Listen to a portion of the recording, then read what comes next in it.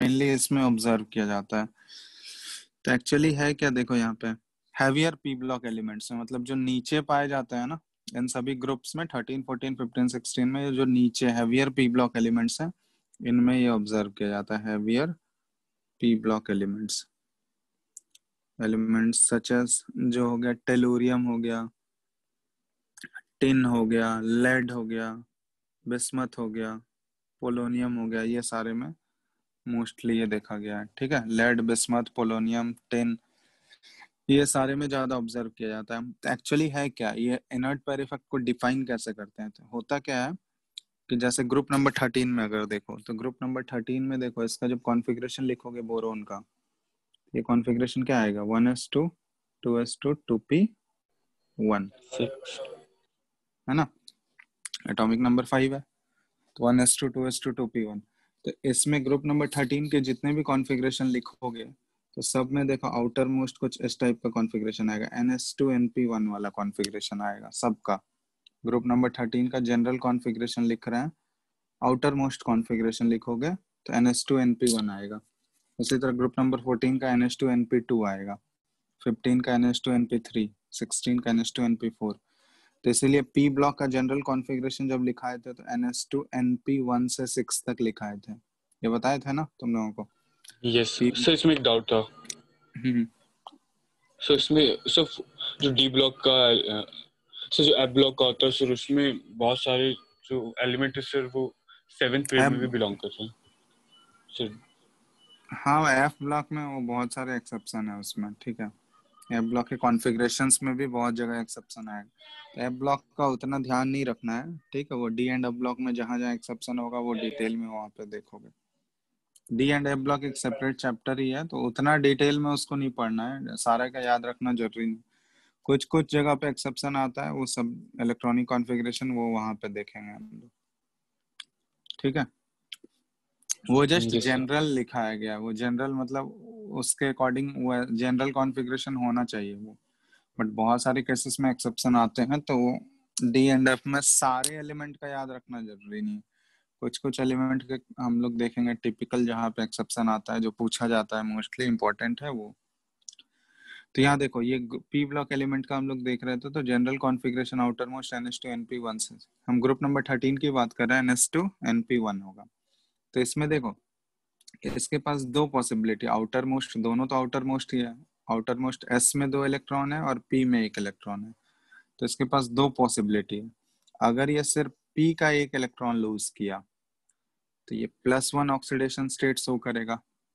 समझ में आ रहा है? अगर p का सिर्फ 1 इलेक्ट्रॉन लूज करेगा तो +1 शो करेगा। अगर ये s का भी 2 इलेक्ट्रॉन लूज कर दिया तो ये टोटल s का 2 और p का 1, अगर सारे आउटर मोस्ट इलेक्ट्रॉन लूज कर दिया तो टोटल कितने लूज करेगा? ये 3, प्लस तो वो +3 शो करेगा। तो दो पॉसिबिलिटी है, या तो +1 ये एक पी का ही लूज करे तो +1 शो करेगा ऑक्सीडेशन स्टेट, या तीनों लूज करेगा तो +3। तो इस ग्रुप के ग्रुप नंबर 13 के पास जो इसके एलिमेंट्स हैं इनका ऑक्सीडेशन स्टेट दो पॉसिबल है, पॉसिबिलिटी दो है उसका, एक +1 है और एक +3 है। तो वही देखा गया है कि जैसे ग्रुप में हम लोग bottom top to bottom move करते हैं ना, तो जो +3 का ऑक्सीडेशन स्टेट का स्टेबिलिटी है, स्टेबिलिटी ऑफ +3 ऑक्सीडेशन स्टेट, जो हायर ऑक्सीडेशन स्टेट है +3, इसका स्टेबिलिटी जो है टॉप टू बॉटम ये देखा गया कि ये घटते जाता है। और जो +1 का स्टेबिलिटी है, जो लोअर ऑक्सीडेशन स्टेट है ग्रुप नंबर 13 का, उसका स्टेबिलिटी देखा गया कि ये बढ़ते जाता है, इंक्रीज होता है। मतलब लोअर ऑक्सीडेशन स्टेट जो है +1 वो इंक्रीज होगा टॉप टू बॉटम, और जो हायर ऑक्सीडेशन स्टेट है वो उसका स्टेबिलिटी टॉप टू बॉटम घटते जाता है। इसी चीज को एक्सप्लेन किया गया इनर्ट पेयर इफेक्ट से। जैसे यहाँ पे हम लोग ग्रुप नंबर 13 का स्टेबिलिटी का अगर ऑर्डर लिखें, तो अगर +3 का हम लोग देखेंगे तो +3 में सबसे ज्यादा स्टेबल बोरोन का होगा, फिर एल्यूमिनियम का होगा, फिर गैलियम है, फिर इंडियम है, और थेलियम तो थैलियम का +3 तो बहुत मतलब मिलता ही नहीं है, बहुत ही लेस। तो हायर ऑक्सीडेशन स्टेट +3 का स्टेबिलिटी टॉप टू बॉटम घट रहा है, लेकिन +1 का स्टेबिलिटी ये टॉप टू बॉटम क्या हो रहा है, ये बढ़ रहा है। ठीक है, तो इसी चीज को एक्सप्लेन किया गया है इनर्ट पेयर इफेक्ट की वजह से। तो थैलियम का देखा गया है कि थैलियम जो मोस्टली जितने भी कंपाउंड्स बनाएगा वो मोस्टली +1 ऑक्सीडेशन स्टेट से ही बनाता है, +3 उसका ऑब्जर्व नहीं होता है, बिल्कुल भी नहीं होता है। ठीक है, तो इस चीज को एक्सप्लेन करने के लिए इनर्ट पेयर इफेक्ट का जरूरत पड़ता है। तो इनर्ट पेयर इफेक्ट एक्चुअली है क्या कि जैसे हम लोग ग्रुप में, किसी भी ग्रुप में, जैसे ग्रुप पी ब्लॉक में मेनली ऑब्जर्व किया जाता है कि ग्रुप में अगर टॉप टू बॉटम आ रहा है तो देखोगे कि जैसे जैसे नीचे सबसे जो बॉटम वाला एलिमेंट होगा, हैवियर, ग्रुप नंबर 13 में सबसे हैवियर थैलियम होगा। तो इसका जब इलेक्ट्रॉनिक कॉन्फ़िगरेशन लिखोगे ना तो इसके कॉन्फ़िगरेशन में क्या आएगा, बहुत सारा डी आएगा, उसके बाद एफ इलेक्ट्रॉन्स भी आएंगे, होंगे ना, बोलो। Yes sir. तो ये जो NH2NP1 लिखोगे तो थैलियम में देखो ये तो इसका आ गया 2s2 2p1, एल्यूमिनियम का 3s2 3p1 हो जाएगा, इसका 4s2 5s2। थैलियम का जो आउटर मोस्ट कॉन्फ़िगरेशन होगा ये क्या होगा, 6s2 6p1 होगा, यस सर। बोलो। अब इससे पहले ये तो आउटर मोस्ट कॉन्फ़िगरेशन, इससे पहले बहुत सारे डी और एफ ब्लॉक कॉन्फ़िगरेशन आएंगे या नहीं, डी और एफ ब्लॉक ऑर्बिटल्स आएंगे या नहीं आएंगे, बताओ। इससे आएंगे। पहले 4f होगा, 3d होगा, 4d होगा, 5d होगा, ये सारा तो इससे पहले ही आएगा ना। 5d नहीं, लेकिन 4f तो 4f इससे पहले आएगा या बाद आएगा, सर बाद में आएगा। बाद में आएगा। लेकिन इससे इसका कॉन्फ़िगरेशन थैलियम का एटॉमिक नंबर कितना होगा बताओ तो। सर थैलियम का एटॉमिक नंबर, एक सेकेंड सर।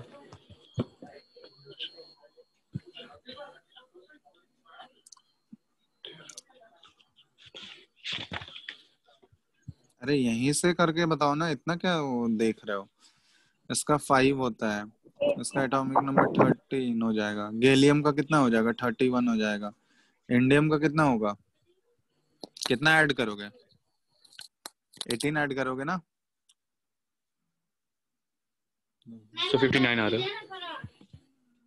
थैलियम का 59 आ रहा है। तुम लोग को ये भी नहीं पता है किस में कितना ऐड करना है, कौन से पीरियड में कितने एलिमेंट्स हैं ये भी नहीं पता है। पूरा पीरियोडिक टेबल खत्म होने वाला है। Sir 5 sir 2 8 8 18 18। यहाँ पे 18 है ना, तो ये तो आ जाएगा तुम्हारा कितना, 49 हो गया। लेकिन उसके बाद जैसे 6th पीरियड में जाते हैं तो इसमें 32 ऐड करना पड़ता है ना। यस। तो 32 ऐड करोगे तो ये थैलियम का एटॉमिक नंबर कितना हो जाएगा, 81 हो जाएगा। ठीक है, समझ में आ रहा है यस ना। सर। ठीक यस है, सर। तो ये 81 कॉन्फ़िगरेशन, सॉरी 81 एटॉमिक नंबर हो गए। तो देखोगे थैलियम का जब कॉन्फ़िगरेशन लिखोगे तो इससे पहले बहुत सारे डी और डी सबसेल आएंगे, ठीक है। और थैलियम का लिखो, हाँ तो इसमें एफ तो आएगा ही थैलियम वाले में। ये तो देखो इसका कॉन्फ़िगरेशन थैलियम का अगर हम लोग लिखना चाहें 81 है, ठीक है। हम नोबल गैस के रेस्पेक्ट में लिख रहे हैं, तो इसका नियरेस्ट नोबल गैस कौन सा होगा बताओ तो। थैलियम का nearest noble gas sir रेडन। Radon होगा या जेनॉन होगा, 86 सर। एक्सी होगा ना। यस सर, ये तो जनरल। जेनॉन का एटॉमिक नंबर कितना है, सर 54 है ना। एटलीस्ट इन सब का एटॉमिक नंबर, जेनॉन का एटॉमिक नंबर 54 होता है, ठीक है। 54 में फिर 32 ऐड करोगे तब जाके वो तुम्हारा नेक्स्ट होगा, तो 86। 8, हाँ 54 में 32 ऐड करोगे तो वो रेडॉन का 86 हो गया। तो उससे प्रीवियस वाले का ही रेस्पेक्ट में ही हम लोग लिखते हैं ना, तो प्रीवियस वाला तो जेनॉन ही है, तो इसके रेस्पेक्ट में इसका कॉन्फ़िगरेशन लिख रहे हैं। तो जेनॉन तक आ गया तुम्हारा कितना, 54 आ गया, ठीक है। जेनॉन तक 54 आ गया। जेनॉन का कॉन्फ़िगरेशन कैसा हो जाएगा, NH2N पे 6, मतलब 5s2 5 पे 6 हो गया। इसके बाद तुम्हारा आ जाएगा 4f14, ठीक है। 4f14 हो गया, 5s2 5 पे 6 यहाँ तक तो हो गया। 5p के बाद 4f ही आएगा, 4f के बाद क्या आएगा, 5d आएगा, 5d 10 हो गया, 5d के बाद 6s आएगा, 6s 2 हो गया, और फिर 6p 1 हो गया। ठीक है, ये है इसका कॉन्फ़िगरेशन, देख लो इसका जो कॉन्फ़िगरेशन लिखेंगे तो ये इसका कॉन्फ़िगरेशन आएगा। अब देखो जो इसका बाहर वाला सेल, आउटर मोस्ट सेल है 6s2 6p1, इससे अंदर देखो क्या आ रहा है, 4f भी आ रहा है, 5 का d आ रहा है, इसी तरह 4 का d होगा, 3 का d होगा, मतलब बहुत सारे d और f सब सेल आ रहा है। इसका मतलब क्या हुआ, हम लोग ऑलरेडी पढ़ चुके हैं कि d और f सब सेल, और ये आउटर मोस्ट सेल के बहुत ही क्लोज है, ये f और d जो है बहुत ही क्लोज है। इसका मतलब क्या हुआ कि जो अंदर वाला, जो क्लोजेस्ट अंदर वाला सेल होगा उसके अंदर डी और एफ दोनों प्रेजेंट है। इसका मतलब डी और एफ का शील्डिंग बहुत ही पुअर होता है, एफ का तो बहुत ऑलमोस्ट नेग्लिजिबल एज्यूम करते हैं। तो यहाँ पे हम लोग क्या बोल सकते हैं कि वेरी पुअर शील्डिंग। तो पुअर शील्डिंग होने की वजह से क्या होगा कि न्यूक्लियस का फोर्स ऑफ अट्रैक्शन जो है वो आउटर मोस्ट इलेक्ट्रॉन पे क्या हो जाता है, वो बढ़ जाएगा, आउटर मोस्ट सेल पे बढ़ जाएगा।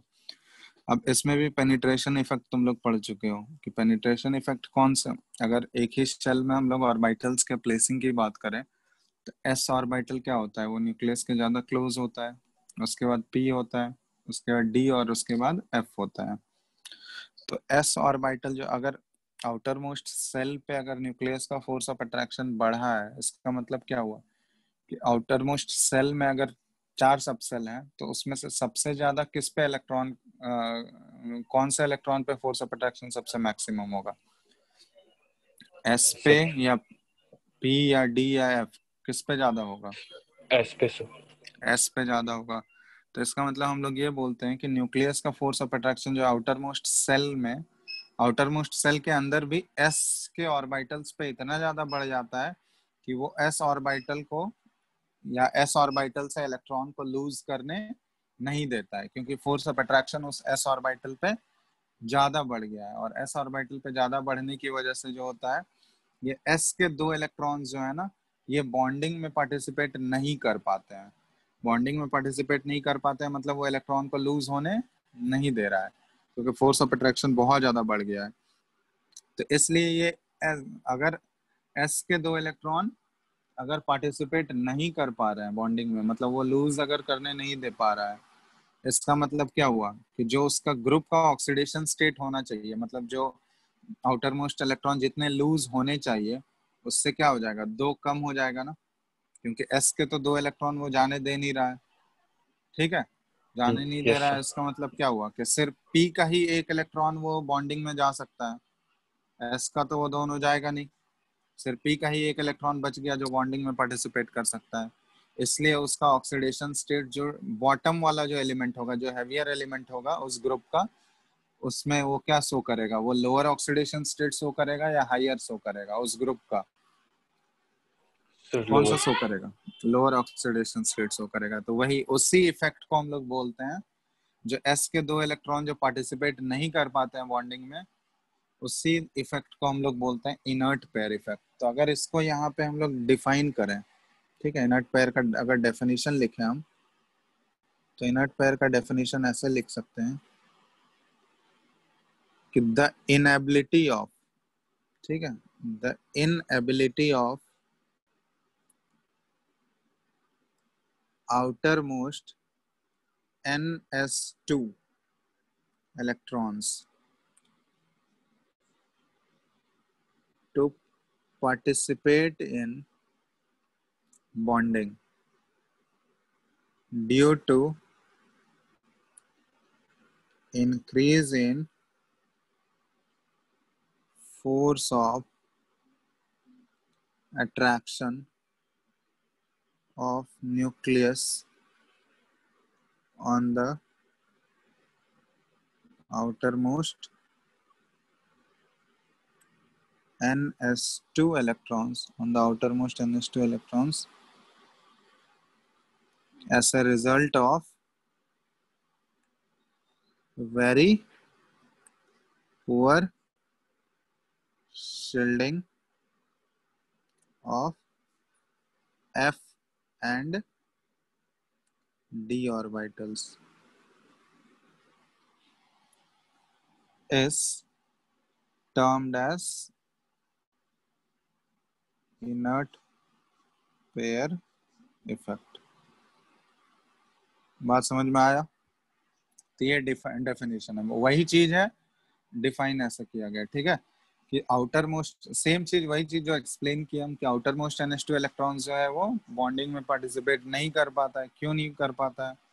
क्योंकि उसके जो इनर शेल है उसमें डी और एफ दोनों आता है, और डी और एफ दोनों अगर आ रहा है तो उसका शील्डिंग बहुत ही पुअर हो जाता है, जिसकी वजह से न्यूक्लियस का जो फोर्स ऑफ अट्रैक्शन है वो बाहर आउटर मोस्ट का एस वाले इलेक्ट्रॉन पे स्पेशली ज्यादा बढ़ जाता है, जिसकी वजह से वो उसको लूज करने नहीं देता है, और लूज करने नहीं देगा तो वो सिर्फ एक ही इलेक्ट्रॉन लूज कर पाएगा, जिसकी वजह से उसका ऑक्सीडेशन स्टेट जो है वो, जैसे ग्रुप में हम लोग टॉप टू बॉटम जाएंगे पी ब्लॉक एलिमेंट में, तो जो लोअर ऑक्सीडेशन स्टेट होगा उसका स्टेबिलिटी बढ़ जाएगा, और जो हायर ऑक्सीडेशन स्टेट होगा उसका स्टेबिलिटी घट जाएगा उस पर्टिकुलर ग्रुप का, और इसी इफेक्ट को हम लोग बोलते हैं इनर्ट पेयर इफेक्ट।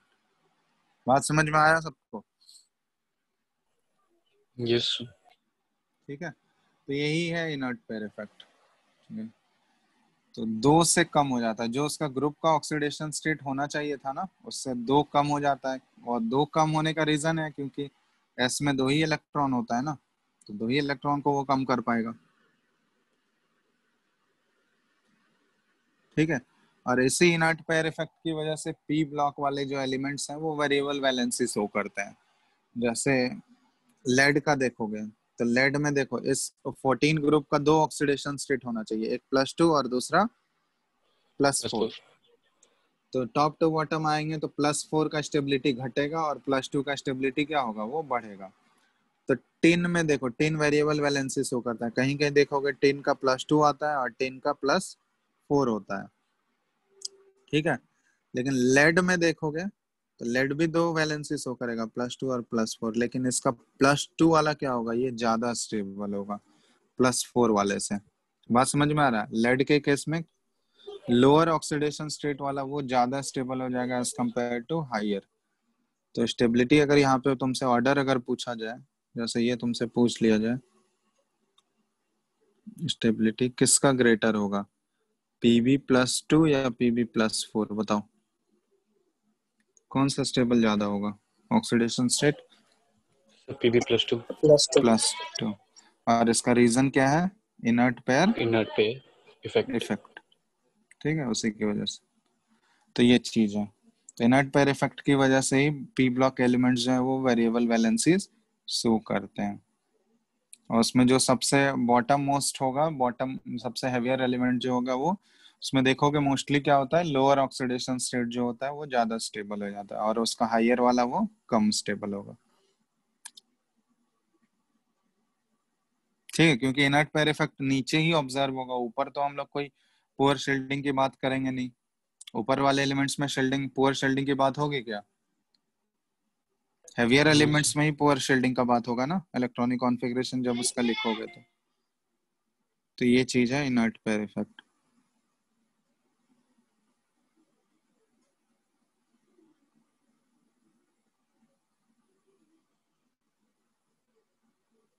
अब इनर्ट पेयर इफेक्ट का बहुत सारा एप्लीकेशन होता है कि ये ऑक्सीडाइजिंग और रिड्यूसिंग पावर को भी इम्पैक्ट करता है।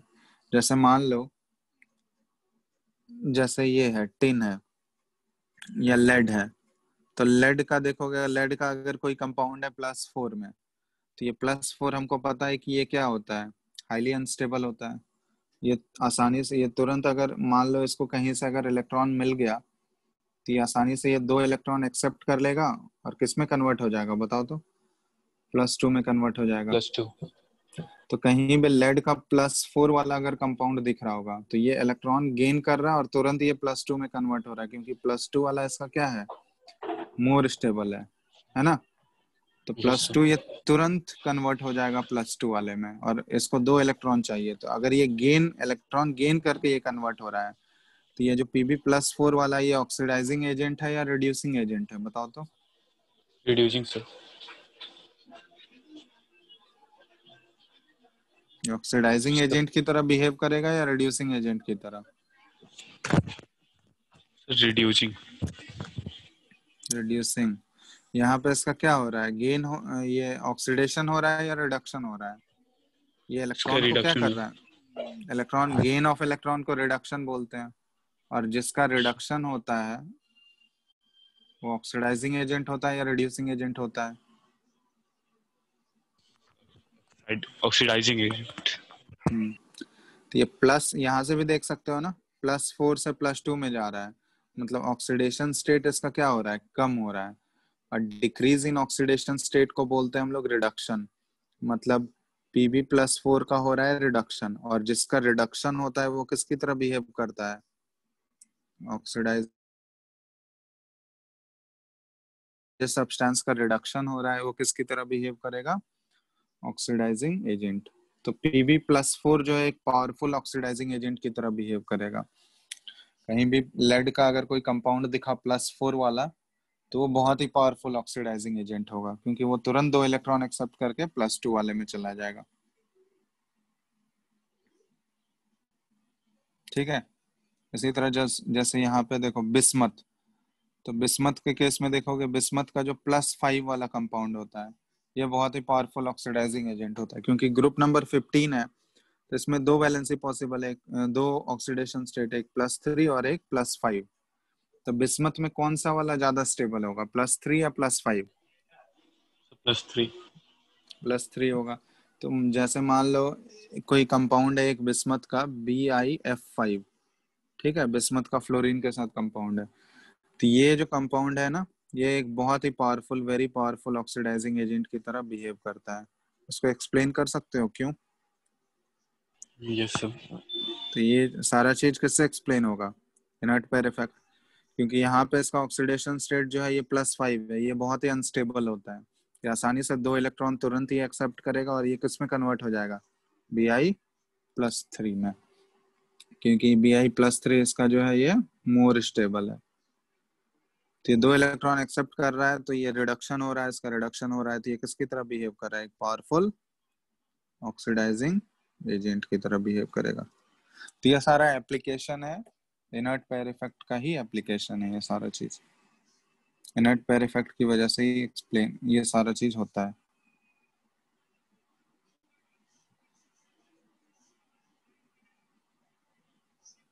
ठीक है, कोई डाउट है इसमें किसी को, बताओ इनर्ट पेयर इफेक्ट वाले पार्ट में।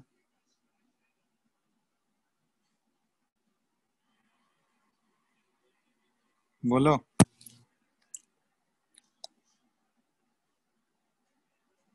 सो और क्या क्या एप्लीकेशन है इसका?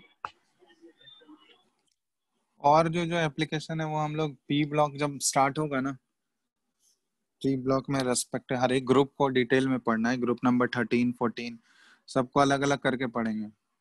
13 हो गया, 14 15 16 17 18, तो सारा ग्रुप डिटेल में पढ़ेंगे। तो जब ग्रुप वाला बताया जाएगा एक एक करके, तो वहां पे हम लोग डिटेल में इसका एप्लीकेशंस और भी देखेंगे हम लोग।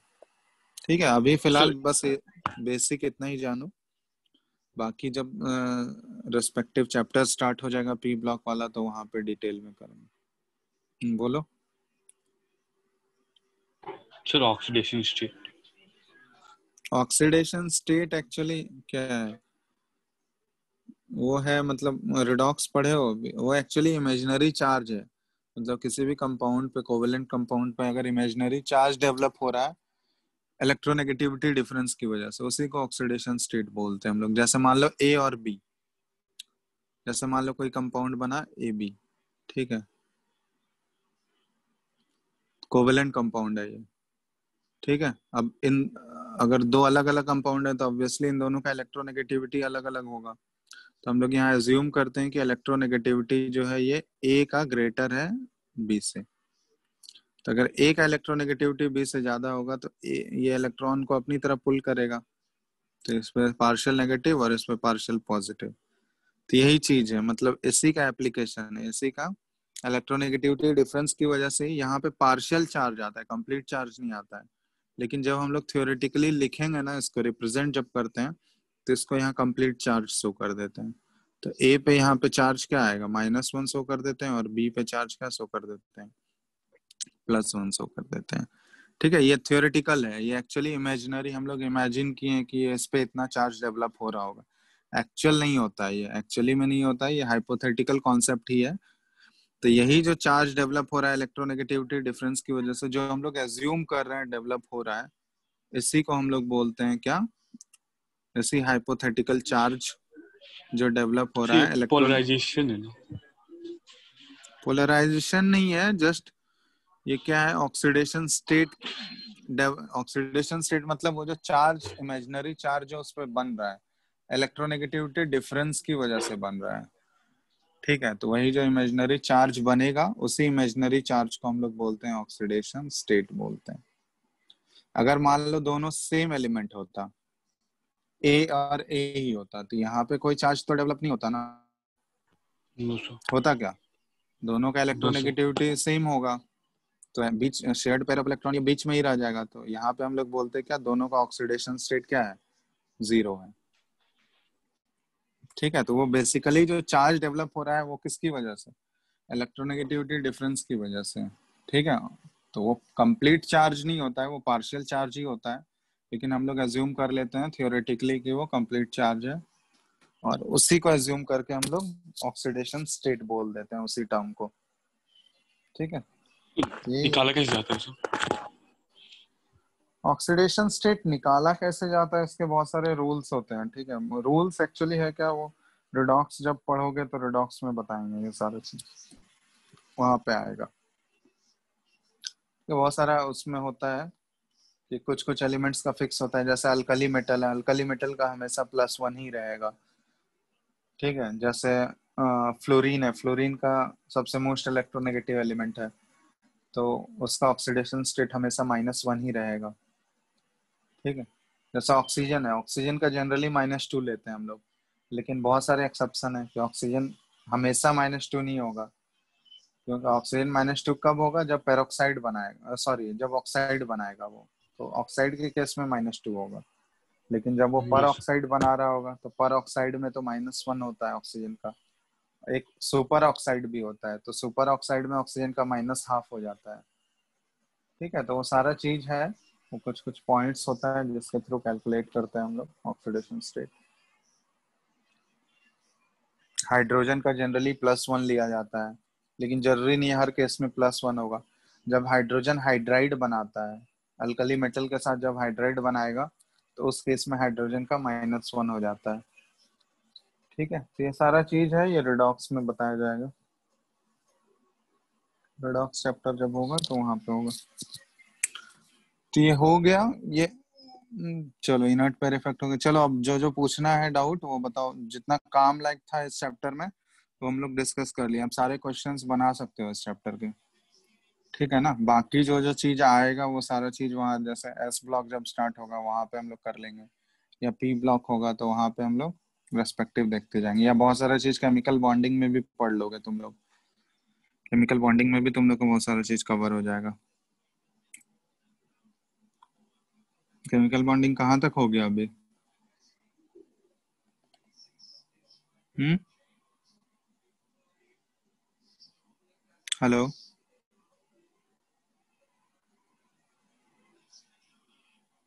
बोलो, आवाज आ रहा है? हेलो, यस सर, आ रहा है बोल रहे केमिकल बॉन्डिंग कहाँ तक हुआ है? सर। स्ट्रक्चर बता रहे थे। वेस्पर थ्योरी हो गया, हाइब्रिडाइजेशन पढ़ लिए? No sir. सर हाइब्रिडाइजेशन हो गया है। अच्छा, अभी लुईस स्ट्रक्चर पढ़ रहे हो तुम लोग? वो वाला कंप्लीट कर लिए थे। अभी वैलेंस इलेक्ट्रॉन रिपल्सन थ्योरी ये सब स्टार्ट होता अच्छा होगा अच्छा, नेक्स्ट क्लास में। ठीक है। चलो इसमें इस चैप्टर में अगर क्वेश्चन बनाए हो, पूछना है पूछो, नहीं तो नेक्स्ट डे से हम लोग गैसियस स्टेट स्टार्ट करेंगे, 5वां चैप्टर। ठीक है, स्टेट्स ऑफ मैटर वाला।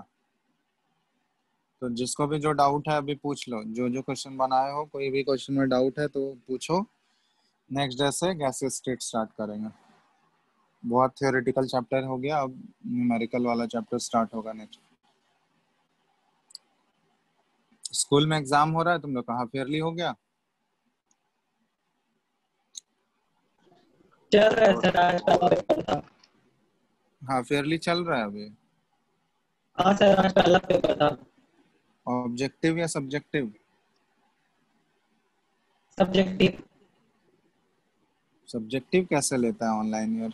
मतलब घर पे दे दिया जाता है क्या, पीडीएफ बना के भेजो? उधर से उधर से पीडीएफ बना के दे देते हैं सर क्वेश्चन पेपर का। इधर हम लोग को कॉपी में लिख करके उसको पीडीएफ बना करके सर लोग को ईमेल करना रहता है। तो वो तो आराम से कॉपी में खोल के बुक से लिख के दे दो। वो एग्जाम का क्या मतलब हुआ? कॉन्फ्रेंस कॉल पे सर ज्यादा क्या? कॉन्फ्रेंस कॉल पे ज्यादा रहता है सब। बुक के सब में से कोई नहीं खोलने जाता है, कॉल पे ही सब कोई इधर उधर से पूछ लेता है। हाँ तो वो तो पूछ ही लेगा। तो ऐसा एग्जाम का मतलब नहीं है फिर कुछ। स्कूल का कोई नोटिस मिला कि नहीं, कब खोलेगा वोलेगा? कुछ नहीं अभी कन्वे तक किया नहीं, गया? और सर बोले हैं कि जल्दी खुलेगा। जल्दी तो वो जून से ही खुल रहा है। नहीं सर बोले कि शायद नवंबर अनलॉक से 4 में पहले खुल खुल जाएगा। जाएगा। क्या चीज? सर शायद अनलॉक 4 में खुल जाएगा। अनलॉक 4 में? अनलॉक 4 कब होगा वो है अभी ठिकाना। दुर्गा पूजा के बाद ही शायद नॉर्मल खोलेगा। अभी जस्ट ऐसे ही ट्रायल बेसिस पे खुलेगा कुछ कुछ। सितंबर से 25 या 21 से दिया है ना। Yes sir. तो उसमें तो जस्ट गाइडेंस के लिए जा सकते हो, वो तो नॉर्मल क्लासेस नहीं चलेंगे। नॉर्मल क्लासेस रेज्यूम मेरे को लगता है दुर्गा पूजा के बाद ही स्टार्ट होगा। वो भी बहुत ही लिमिटेड, सीनियर विंग का सिर्फ। सर अभी एक और न्यूज़ आया था कि 30 सितंबर तक बंद हो जाएगा, बंद रहेगा। बंद तो वैसे भी है, वो तो खुलना थोड़ी ना है। वो तो नहीं सर, जस्ट वो बोला है। 21 से खुलने का बोल रहा था, वो कैंसिल हो गया, मतलब नहीं खुलेगा। नहीं नहीं, वो खुलने का नहीं था एक्चुअली, वो गाइडेंस के लिए। नॉर्मल क्लासेस तो नहीं खुलेंगे अभी। तो पढ़ो फिर, बाकी इधर ही ऐसे ही पढ़ो तुम लोग। तो मतलब दुर्गा। एक डाउट। हाँ जो भी डाउट है बताओ, सर जल्दी जल्दी ये बताओ नेक्स्ट सर क्लास से। क्वेश्चन है। क्या है sir an question? element X on emitting an alpha particle do not change its group number in periodic table. Element is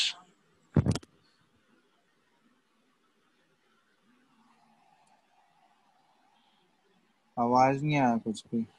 professor. So an element X on emitting an alpha particle do not change its group हाँ, number in periodic table. The element is element emit कर रहा है alpha particle. yes sir. और group change नहीं करेगा तो कौन सा एलिमेंट है वो? तो अल्फा पार्टिकल का पढ़े हो तुम लोग, रेडियो एक्टिविटी पढ़े हो? No sir. हाँ, तो फिर कैसे करोगे बताओ? सर ये बुकलेट का क्वेश्चन। तो अल्फा पार्टिकल में, अल्फा पार्टिकल मतलब कोई भी एलिमेंट अगर रिलीज कर रहा है, तो अल्फा पार्टिकल में क्या चीज, कितना एटॉमिक नंबर कितने से कम होता है और मास नंबर कितने से कम होता है बताओ तो।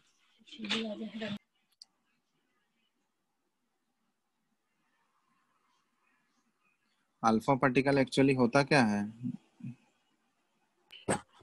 तो ये हीलियम हाँ चार्ज आयन होता है सर, वो होता है 4। हीलियम। हाँ हीलियम का डबली चार्ज आयंस He2+ वाले को बोलते हैं हम लोग। तो देखो He2+ और यहाँ पे एटॉमिक नंबर 2 है, मास नंबर इसका 4 है। तो अगर अल्फा पार्टिकल एमिट कर रहा है, तो अल्फा पार्टिकल एमिट कर रहा है मतलब उसका एटॉमिक नंबर 2 से कम हो जाएगा और मास नंबर 4 से कम हो जाएगा। ठीक है।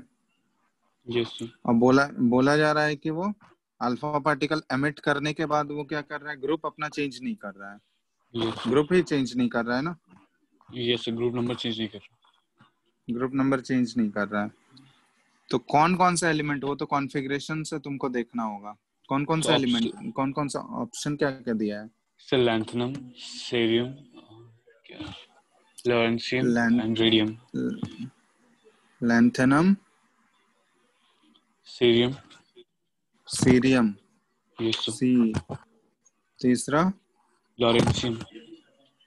लॉरेंशियम। लॉरेंशियम यस का सिंबल क्या होता है? सर, नहीं पता सर। फर्स्ट है क्या? लॉरेन 101। लॉरेंशियम 103 होगा ना, ये लैंथेनम, लैंथेनॉइड सीरीज का ये लास्ट एलिमेंट है।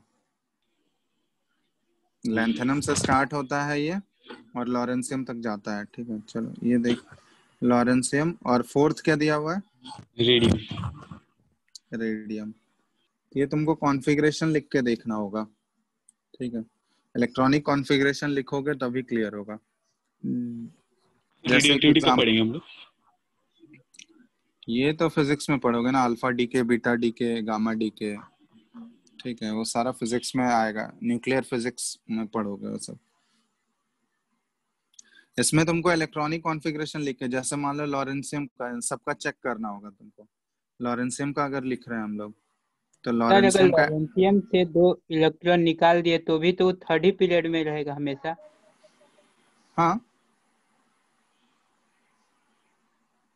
जैसे मान लो देख लेते हैं कोई भी एलिमेंट का एटॉमिक नंबर है 103 लॉरेंशियम का। ठीक है, इसका कॉन्फ़िगरेशन लिखोगे क्या आएगा बताओ तो, शॉर्ट में बताओ, नोबल गैस के टर्म में इसका नियरेस्ट नोबल गैस कौन सा है? सर रेडन 86। हाँ, तो Rn, रेडॉन 86 है। रेडॉन का हो जाएगा तुम्हारा 6s2 6p6। इसके बाद आ जाएगा तुम्हारा 5f, तो 5f हो गया 14। फिर 5f के बाद 7s, 7s2 और 7p1। ये है शायद लॉरेंशियम का।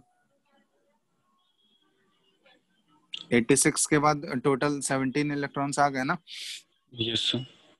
हाँ, तो यही चीज है। इससे अगर 2 इलेक्ट्रॉन रिमूव भी हो गया, तो 2 इलेक्ट्रॉन रिमूव होने के बाद क्या होगा? ये ग्रुप चेंज करेगा क्या? ग्रुप नंबर इसका चेंज होगा या नहीं होगा बताओ? 2 इलेक्ट्रॉन अगर इससे नो रिमूव सर। भी हो गया, तो आउटर मोस्ट सेल में तो एक ही इलेक्ट्रॉन बचेगा ना। Yes sir. ठीक है, और बाकी सभी का वही चीज है। तुमको यहाँ पे क्या करना होगा, सबका इलेक्ट्रॉनिक कॉन्फ़िगरेशन लिखोगे। ठीक है, सबका इलेक्ट्रॉनिक कॉन्फ़िगरेशन लिखोगे, और इलेक्ट्रॉनिक कॉन्फ़िगरेशन लिखने के बाद ही तुम यहाँ पे कर सकते हो उसको।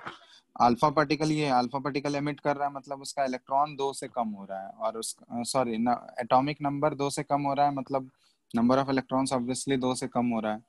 और मास नंबर क्या होता है? 4 से कम होता है। तो सबका कॉन्फ़िगरेशन लिखना होगा, उसके बाद तुमको एक एक करके चेक करना होगा।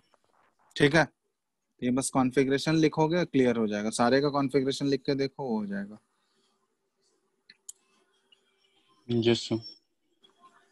और बताओ।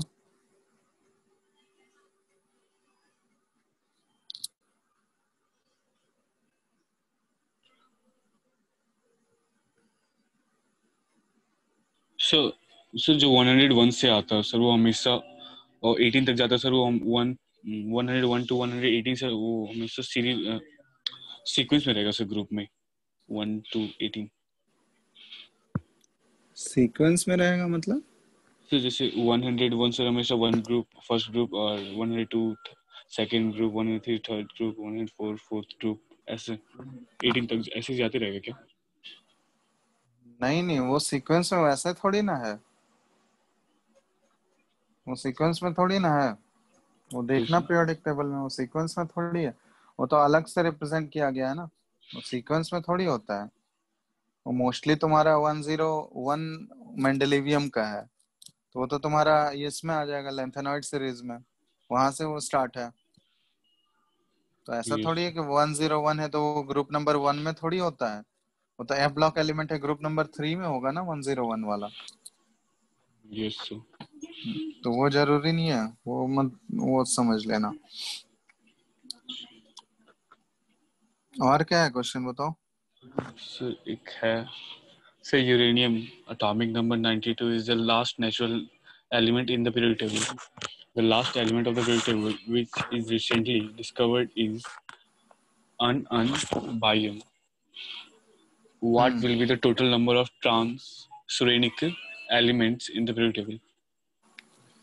ट्रांस यूरेनिक मतलब क्या होता है? यूरेनियम के बाद वाले, वही होता है ना? यूरेनियम। हाँ, ट्रांस यूरेनिक एलिमेंट्स हम लोग उनको बोलते हैं जिसका एटॉमिक नंबर जो है यूरेनियम से ज्यादा है। मतलब यूरेनियम का एटॉमिक नंबर 92 होता है ना? Yes sir. तो 92 से ज्यादा जो एटॉमिक नंबर वाले एलिमेंट्स होंगे उसको ट्रांस यूरेनिक बोलते हैं। तो जैसे तुम्हारा लास्ट एलिमेंट क्या बोला गया? लास्ट एलिमेंट का कितना बोला गया? अन अन बाह्यम। अन अन बाह्यम। बाह्यम। अन अन बाह्यम क्या हो गया? 112। Yes sir. और यूरेनियम का होता है 92। तो ट्रांस यूरेनिक एलिमेंट्स दोनों का डिफरेंस निकाल लो, 112 माइनस 92 20 कितना हो गया? 20 सर। 20। यही हुआ यस ट्रांस सर। यूरेनिक, मतलब जिसका एटॉमिक नंबर ग्रेटर देन 92 है। ठीक है, ट्रांस यूरेनिक एलिमेंट सारे जो होते हैं अनस्टेबल होते हैं, रेडियो एक्टिव एलिमेंट्स मोस्टली देखे जाते हैं, ट्रांस यूरेनिक वाले रेडियो एक्टिव होते हैं।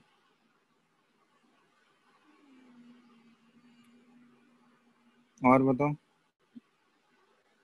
बाकी लोग को कुछ नहीं पूछना रहता है? बाकी लोग बनाए हो या नहीं क्वेश्चन सब? सिंथेटिक एलिमेंट सब किसको बोलते हैं? क्या चीज? Synthetic elements. Synthetic element? Yes sir. Synthetic elements क्या होता है? ये कहाँ पढ़े हो? सर ये बुकलेट में ये क्वेश्चन में दिया हुआ है, रुको बता रहा हूँ। एक्सरसाइज 2 का क्वेश्चन नंबर 56 में दिया हुआ है। एक्सरसाइज 2 का क्वेश्चन नंबर 56 में। सिंथेटिक एलिमेंट्स मतलब सिंथेटिक नाम से ही पता चल रहा है तुमको कि जो नेचर में ऑकर नहीं करेगा। ठीक है, नेचर में खुद ऑकर नहीं कर रहा होगा, जो ह्यूमन के बिहेवियर से या ह्यूमन के मैनिपुलेशन से जो ऑब्टेन हुआ होगा। ठीक है, न्यूक्लियर रिएक्टर में जो प्रोड्यूस हुआ होगा, तो वो सारे सिंथेटिक एलिमेंट्स हो सकते हैं। अब इसमें बहुत सारे एग्जांपल हो सकते हैं सिंथेटिक एलिमेंट्स के। सर एग्जांपल दीजिए ना। एग्जांपल जैसे जो मतलब नेचर में नहीं पाया जाता है, जैसे सर मोस्टली तुम टेक्नीशियम। बहुत सारे एलिमेंट हो सकते हैं, जैसे मोस्टली तुम्हारे इसमें लेंथेनॉइड, ये एक्टिनॉइड सीरीज का जो बहुत सारा एलिमेंट है वो सिंथेटिक एलिमेंट होता है। ठीक है, फिर ग्रुप नंबर 7 में देखोगे, 7 में, सॉरी ग्रुप नंबर 7 बोल रहे हैं, पीरियड नंबर 7 में बहुत सारे एलिमेंट देखोगे, वो सिंथेटिक एलिमेंट है। जो नीचे पीरियड वाला है ना, पीरियड नंबर 7 का elements, yes sir. Yes sir. ठीक है, सर वो एफ सारे ब्लॉक है उसमें तो। हाँ, जैसे इसमें ये नीचे वाला 95 से जो एटॉमिक नंबर है, 95 से लेके 1118 तक एफ ब्लॉक वाले जो एलिमेंट्स हैं, यस सर। और 95 से लेके 1118 तक वो सारे एलिमेंट सिंथेटिक एलिमेंट्स हैं। सर तो क्वेश्चन था। मतलब हम लोग ऐसे बोल सकते हैं कि ट्रांस यूरेनिक एलिमेंट्स भी उसके सिंथेटिक एलिमेंट्स के एग्जांपल हो गए। ठीक है, मोस्टली वो यस सारे रेडियो एक्टिव होते हैं, तो वो नेचर में नहीं पाए जाते हैं, वो प्रोड्यूस होता है। ठीक है, यस नेचर सर। में खुद नहीं पाया जाएगा, वो प्रोड्यूस होते रहता है, सिंथेटिकली प्रोड्यूस होता है केमिकल रिएक्शन के थ्रू। और उसी में सर एक 52 नंबर देखिए ना क्वेश्चन। क्वेश्चन क्या है बताओ? Which of the following general electronic configuration for transition element is not correct?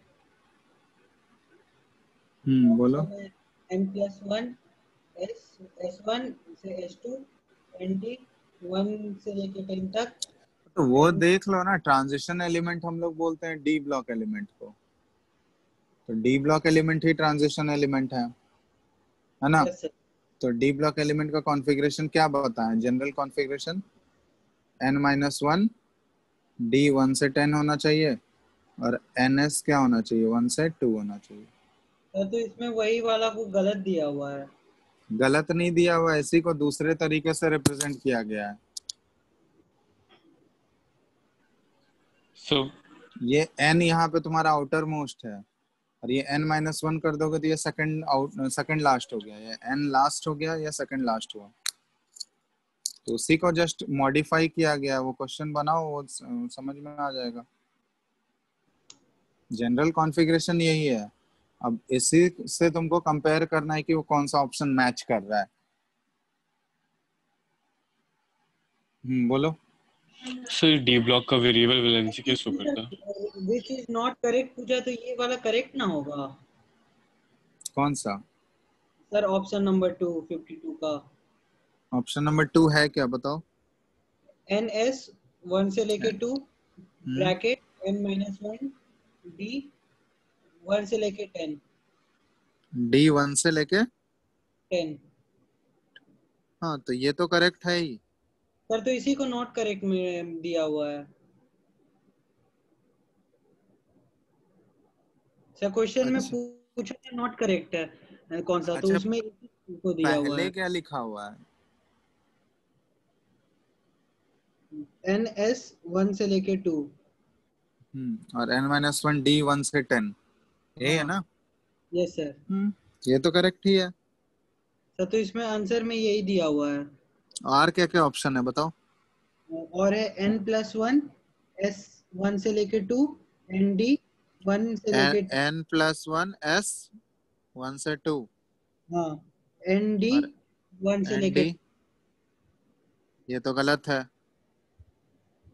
Sir बाकी ऑप्शन, सारा गलत था और यही हाँ बस तो, हाँ तो वो क्वेश्चन में करेक्ट पूछा गया होगा, वो काट लो। नॉट करेक्ट नहीं, करेक्ट पूछा। सर ये भी तो सही है ना? कौन सा? सर ये N+1 वाला।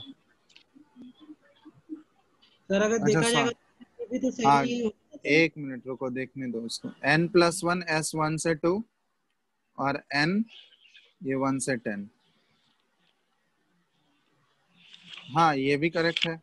अगर देखा कि ऐसे कंपेयर करें हम लोग, क्योंकि ये S जो होना चाहिए वो 1 से ग्रेटर है। दूसरा बताओ और क्या क्या ऑप्शन है। एक तो ये, और और NS 0 NS 1 0, 1, 2 हाँ फिर उसके बाद और N-1 N, -1 हाँ, S2 6 D से लेके 10 N-1 D, N-1 फिर उसके बाद S2 N-1 S2, उसके बाद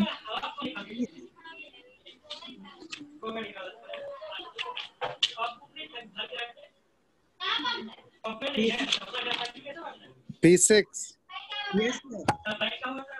आवाज नहीं आ रहा है। 10 मेरे साइड से नहीं है। अरे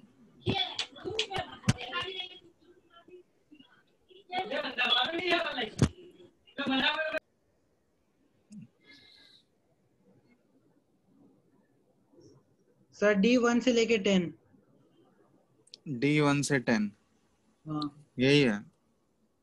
हाँ यही है।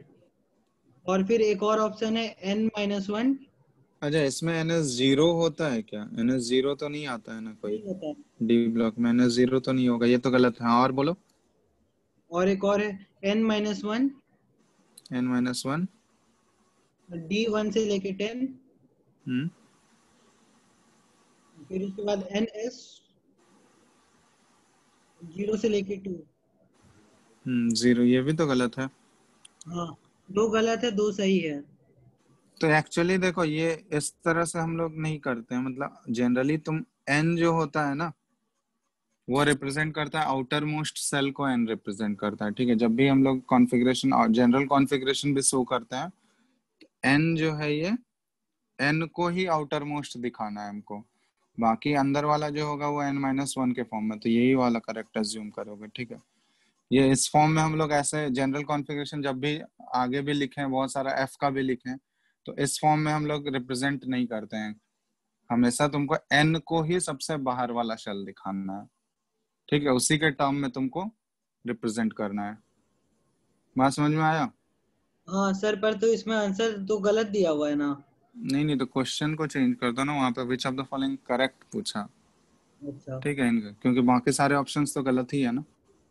हाँ तो करेक्ट वाला होगा। आंसर यही दिया है ना। यस सर आंसर यही दिया हुआ था। हाँ, तो फिर करेक्ट ही पूछा।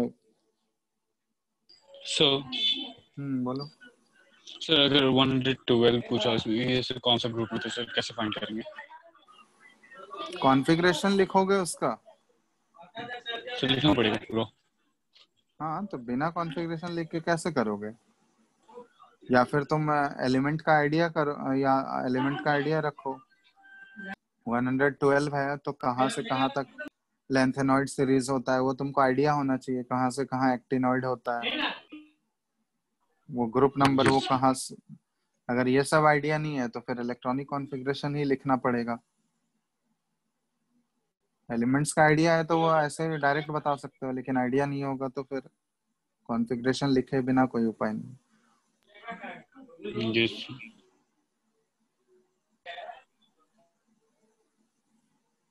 और है कुछ? सर फिर एक सारा क्वेश्चन में सर सब ग्रुप करके कुछ लिखा रहता है, वो वाला समझा दीजिए ना। क्या सब ग्रुप है?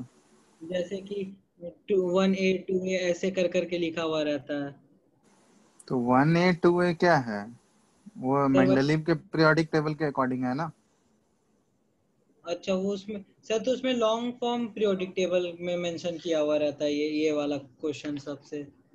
लॉन्ग फॉर्म में 1A 2A के फॉर्म में नहीं होता है, लॉन्ग फॉर्म में 1 से 18 होता है ग्रुप नंबर। ठीक है, तो लॉन्ग फॉर्म में वो मेंडलीव का था, वो ग्रुपिंग वो बताए थे ना कि हर एक ग्रुप को वो 2 सब ग्रुप में डिवाइड किया था, ग्रुप सब ग्रुप ए और सब ग्रुप बी, वो मेंडलीव वाला है। लॉन्ग फॉर्म में वो 1 से 18 नंबर दे दिया।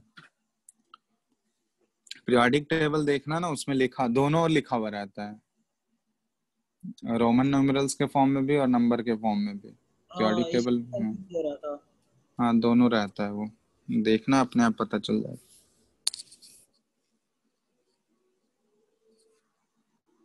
सर एक और था लास्ट क्वेश्चन। बोलो। सर थर्ड पीरियड में सर 80 एलिमेंट क्यों रहता? थर्ड पीरियड में 18 एलिमेंट्स कहाँ है? सर 8 ही एलिमेंट क्यों रहता? सर रूल के मुताबिक से 18 रहना चाहिए। कौन से रूल के मुताबिक? सर 3 शेल थे उसमें से 18 इलेक्ट्रॉन सर एग्जिस्ट कर सके ना। कौन सा रूल? 3s3 सर शेल 3 है सर, उसमें 3s 3p 3d। 1 क्या बोल रहे हो? थर्ड में 3s 3p और 3d। यस तो ये 3d इसमें नहीं आता है ना एक्चुअली। थर्ड का जब कॉन्फ़िगरेशन लिखोगे तो कॉन्फ़िगरेशन कहाँ तक 3D में थोड़ी पहुंच पाता है। 3D तो ये किस में आता है तुम्हारा? फोर्थ वाले सेल में ही एक्चुअली आएगा ना। 3D में इलेक्ट्रॉन जाने से पहले 4s में जाता है, तब तो 4s के बाद ही 3D में जाता है ना इलेक्ट्रॉन। यस समझ में आ रहा है? तो 3D में ये ऐसा नहीं है कि थर्ड पीरियड का जो एलिमेंट है उसमें 3D नहीं होगा, 3D होगा। 3D का ऑर्बिटल है बट वो खाली होगा, वेकेंट पड़ा हुआ है, क्योंकि जब तक इलेक्ट्रॉन फोर्थ सेल में नहीं जाएगा उसके 4s के बाद ही इलेक्ट्रॉन 3D में जाता है ना। यस तो इलेक्ट्रॉन वहां पे फिल हो ही नहीं पाएगा 3D में। 3D है वहां पे अवेलेबल बट खाली पड़ा है, तो इसलिए पहले फोर्थ सेल में 4 के एस वाले में जाता है, उसके बाद ही 3D में आता है। तो इसलिए फोर्थ शेल में जो होता है उसमें 18 एलिमेंट आ गया है, थर्ड शेल में 8 ही एलिमेंट तक है। मतलब वहां पे 3s और 3p ही पूरा फुल हो पाता है, 3D में नहीं जाता है इलेक्ट्रॉन, वे वेकेंट पड़ा हुआ है। क्योंकि 3D में आने से पहले इलेक्ट्रॉन को किस में जाना होगा? 4s में जाना होगा, मतलब फोर्थ सेल में जाना होगा, तभी वो 3D में आ पाएगा। ठीक है।